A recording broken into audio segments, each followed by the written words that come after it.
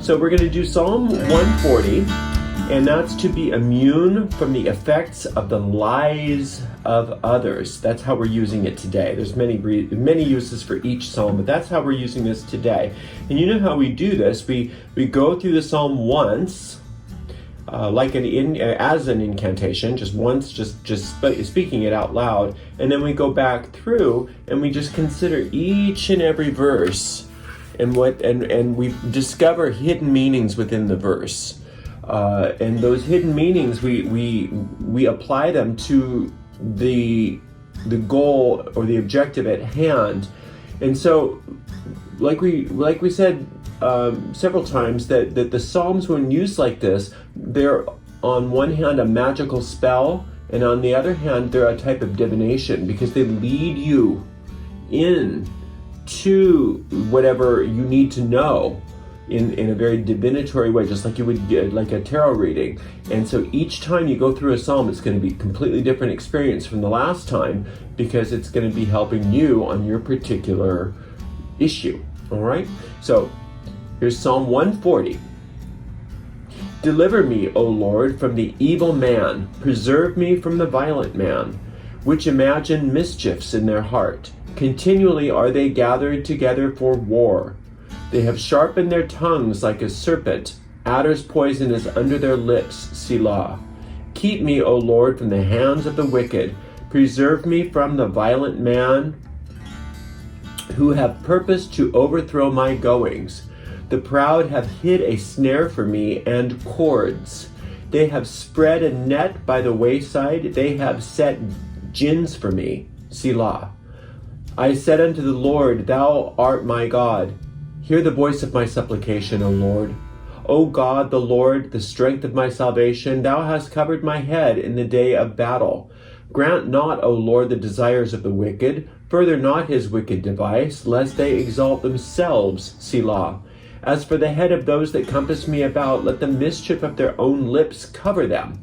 Let burning coals fall upon them. Let them be cast unto the fire, into deep pits, they that rise not up again.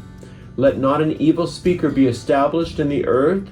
Evil shall hunt the violent man to overthrow him. I know that the Lord will maintain the cause of the afflicted and the right of the poor.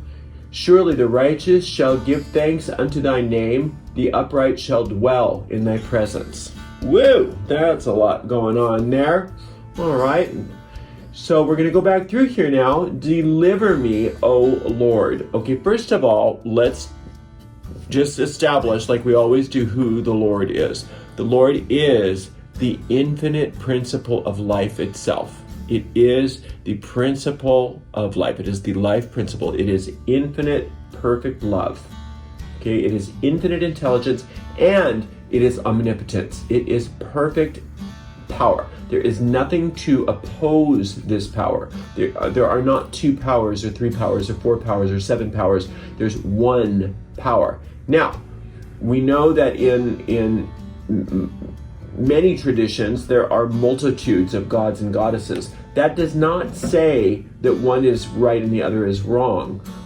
The way that the gods and goddesses and angels and pantheons are real is that they act like a prism.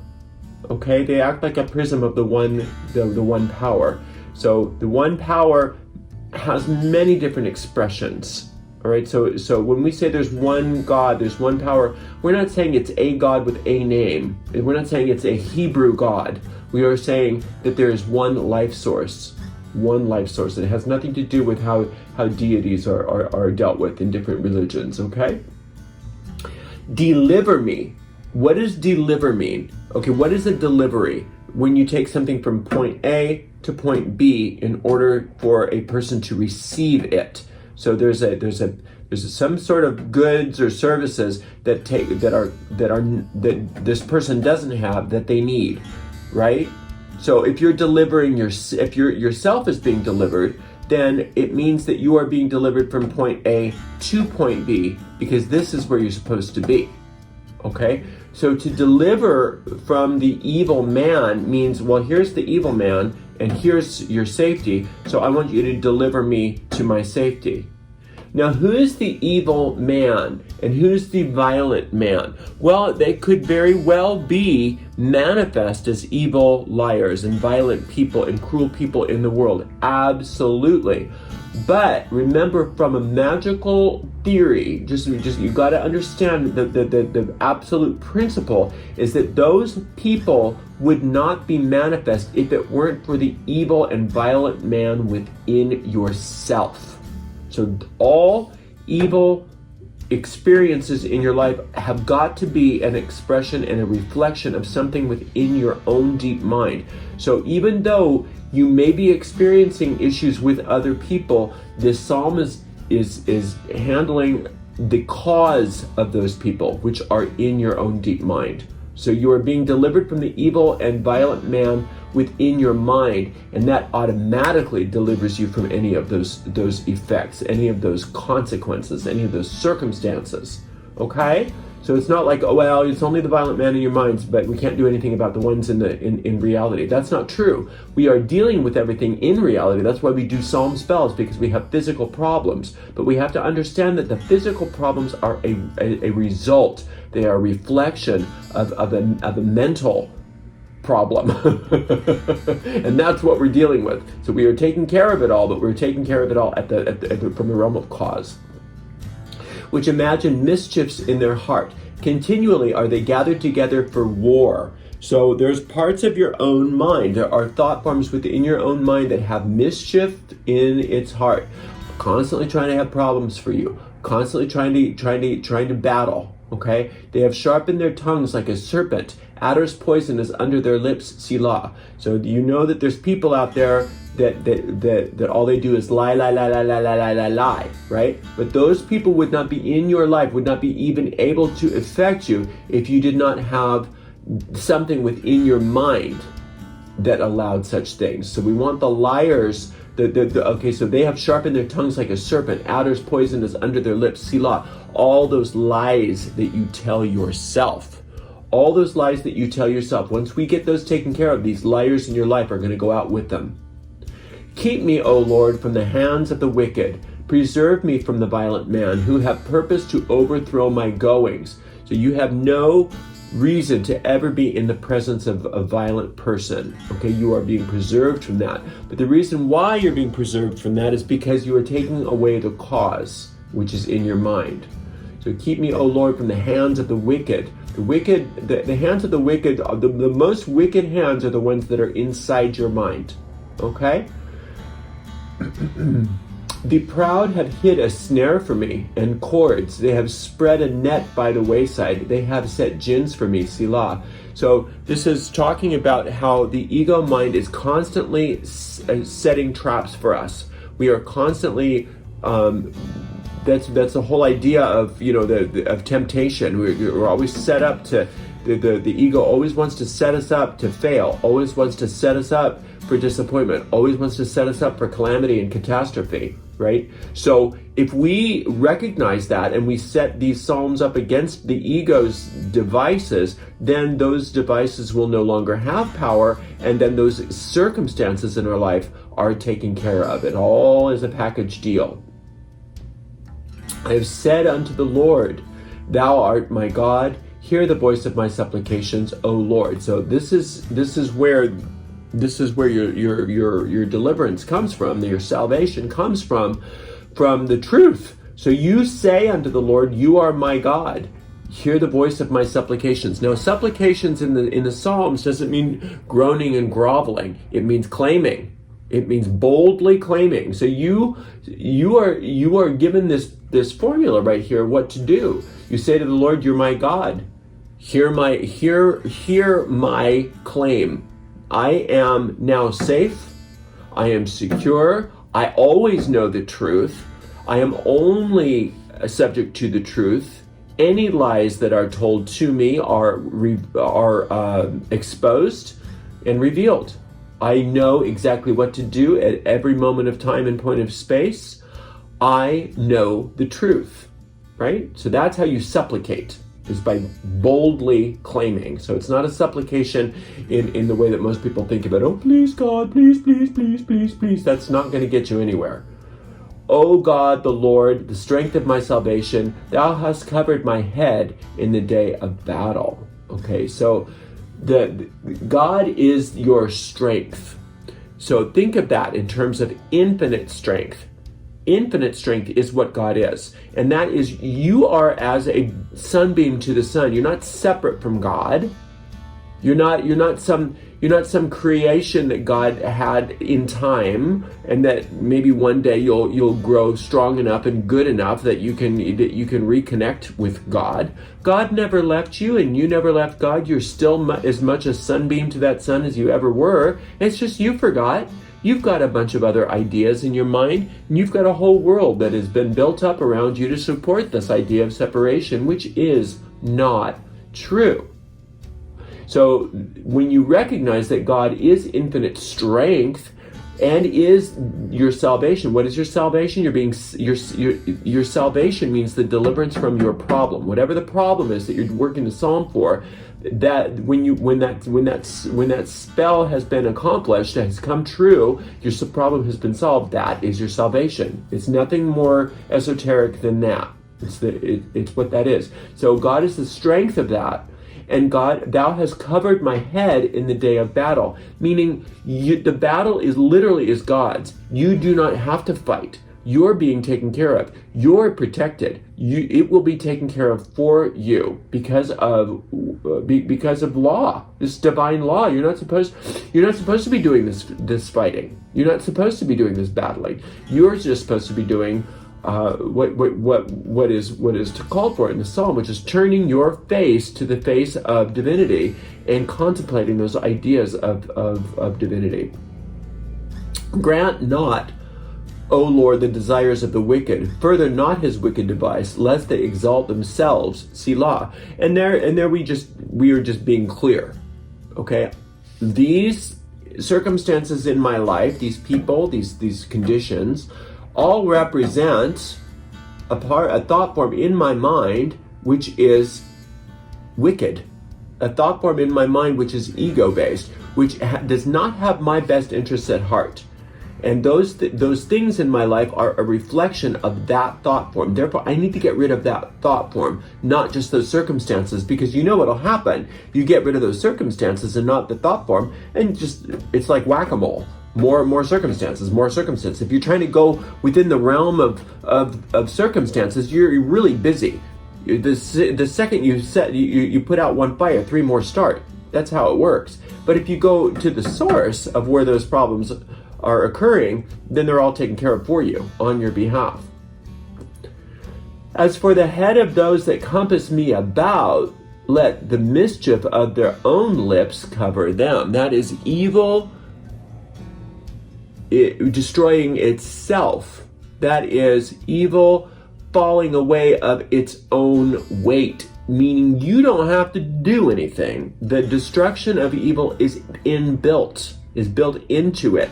So if you put your focus on the infinite verities, on the infinite principles of what is called in the Psalms the Lord, meaning in those qualities of divinity, if that's where you put your focus, these other things automatically take care of themselves, and the less involvement you have in those negative things, all you're doing is giving them over. All you're doing is turning your focus from one thing to another. Those things take care of themselves because you're recognizing that those things had their cause within your deep mind. So you can't undo what is going on in your deep mind, because trying to handle the problem from the state of consciousness that created the problem in the first place is that whack-a-mole game. You'll never get there. But when you just remove yourself from the thought form and you put your focus on those eternal verities, then you can say, God, please take care of this for me. And it's just natural. It's just like washing your hands. Just like water is going to take care of the dirt, soap is going to take care of the dirt on your hands. Whereas if you try to take care of it yourself, you're not going to get it. It's never going to get clean. So it's not like you're giving up your power over to the water. It's not like you're giving your power over to the soap. It's just that you're doing You're recognizing, I need to turn my focus away from the dirt and onto the cleanliness. And there's a power that's greater than me called soap and water that can remove this for me. And the same is true for removing all of these other problems. It's just that these eternal truths, this what's called God in the Psalms, is your soap and water. That's all. Let burning coals fall upon them. Let them be cast into the fire, into deep pits, that they rise not up again. You want the destruction of these thought forms to be complete. You want them to be complete. You do not have mercy. You do not want mercy because they are not real. They are dark, evil thoughts that their only function is to separate you from your good. And those are habits that everybody that is entrenched in the race consciousness, everybody since the beginning of separation from God has had these thoughts, and those thoughts are like viruses. They are like parasites. They need a host, and as soon as we starve them out, like we do in these Psalms, they fall away of their own weight.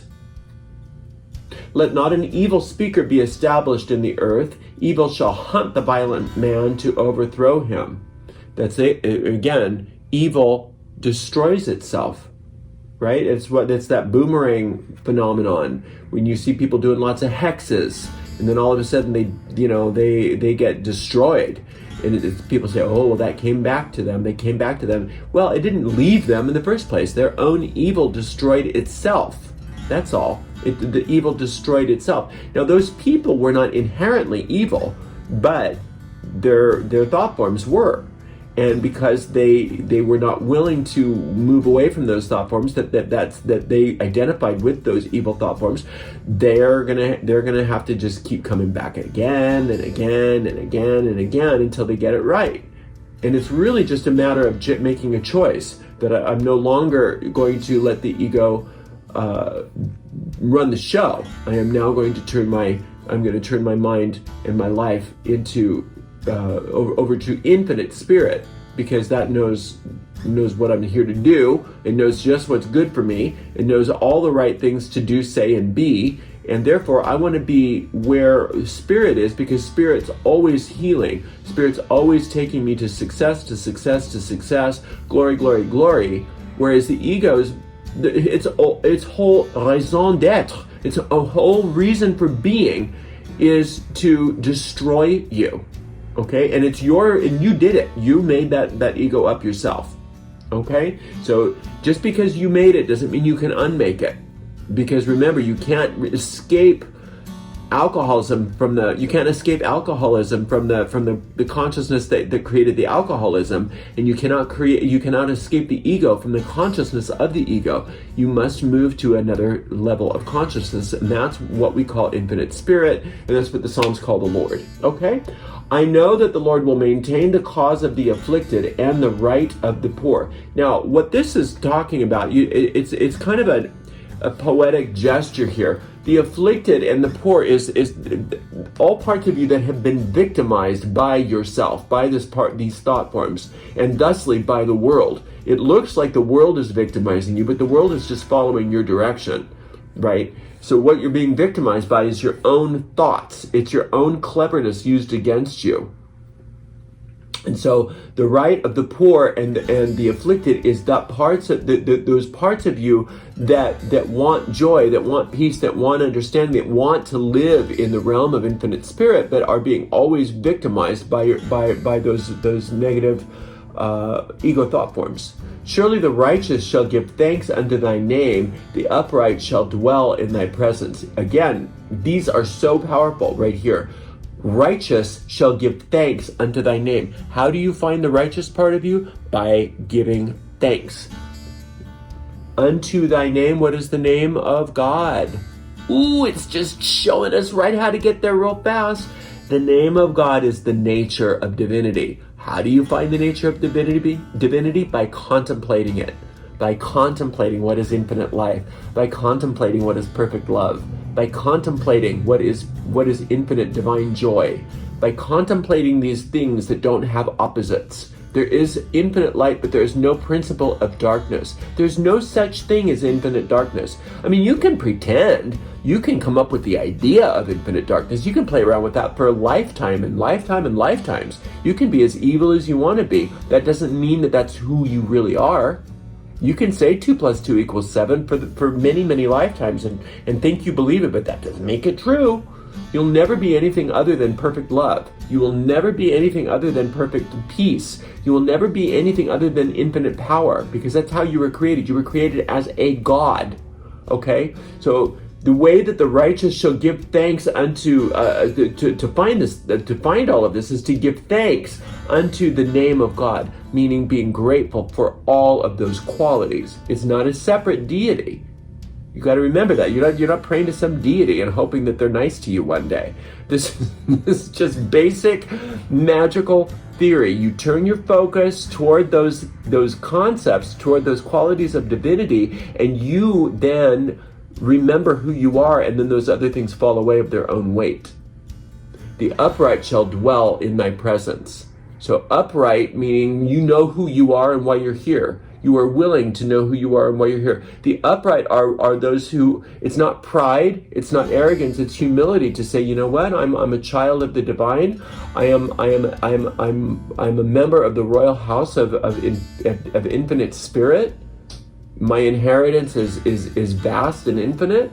I deserve all of the rights that are mine by my birthrights, right? That's not arrogance. That's humility. That's upright. That's the upright, is being clear on who you are, what you deserve, and why you're here, and not saying, oh, okay, well, I guess I'm afflicted, and I guess I just need to let things go the way they go. No, you're upright. You have rights. If you're not living in joy, if you're not living in peace, if you're not living in plenty, then that means that your birthrights have been thwarted. So surely the righteous shall give thanks unto thy name. The upright shall dwell in thy presence. If you're dwelling in the presence of God, you're dwelling in the presence of infinite love, infinite life, infinite prosperity, infinite joy. All of those verities that have absolutely no opposite. And therefore those things which are your birthright must manifest. Okay? So all of these liars, all of these liars are people in your life that are coming, maybe one person, maybe several people. They're coming at you in order to show you that the liar exists in your own head, and that liar needs to be shown the way out, because it's not real and it's not who you deserve. And instead, what you deserve is to be upright and sitting in the righteous. Sitting with the righteous and giving thanks and praise unto those eternal verities, and therefore having that world show up for you. And that's called magic, and that's your right, that's your birthright. All right, I hope this was good for you, and I hope you guys have a wonderful day. I know I will, and I adore you, and blessed be.